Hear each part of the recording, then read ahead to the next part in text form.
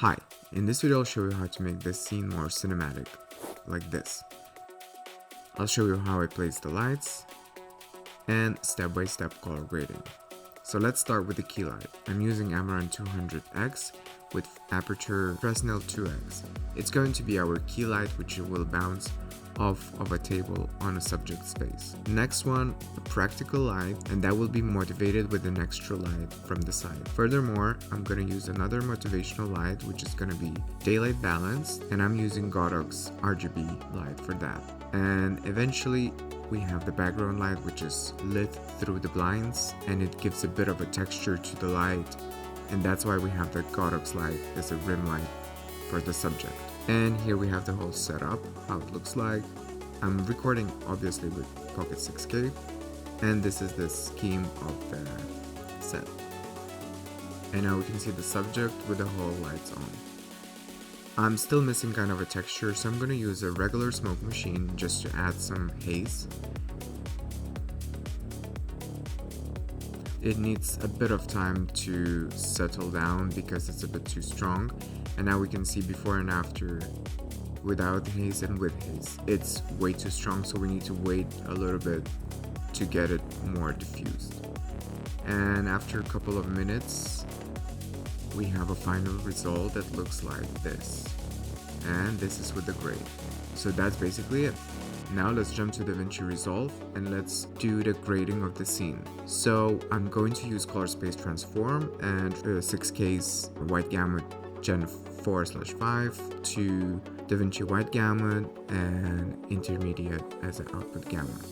At the end of a node 3, I'm going to use again Color Space Transform and select DaVinci White Gamut, Intermediate, and output to Rec 709 Gamma 2.4.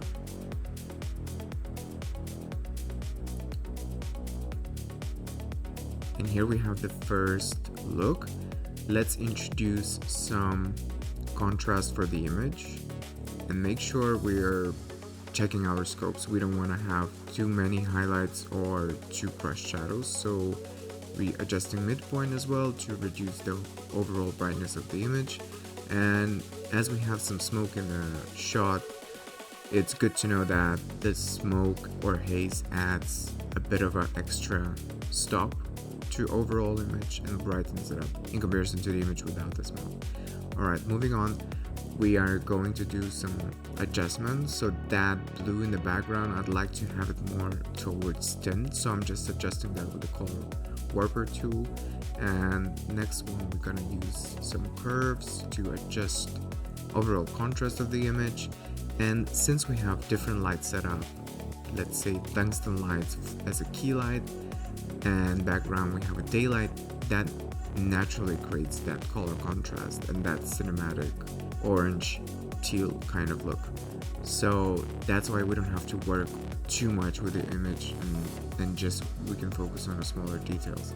So right now I'm using a power window and I'm gonna invert it and going to address the area around the subject. So I'm just darkening a bit the area around the subject, so I want the subject to be clear.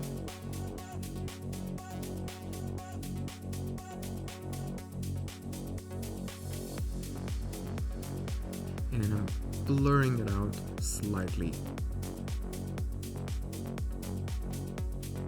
Next on, we have those hands and they're a bit too bright and we can see in the scopes that it's clipping. So I'm just gonna use power window and work with the curves to lower the highlights of that particular area.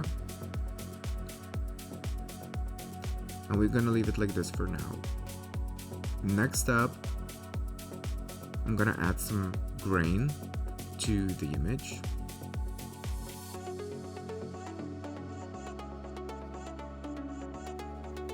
So now we have the image, but the highlights are still clipping. So I forgot to use highlight recovery tool, and look at it, how much it actually saves the highlights. So don't forget to use that one, and I'm just gonna adjust the midpoint just a slightly bit more.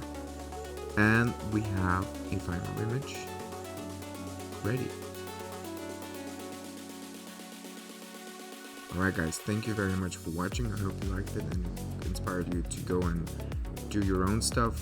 Make sure you subscribe to this channel if you like the content, and see you next time.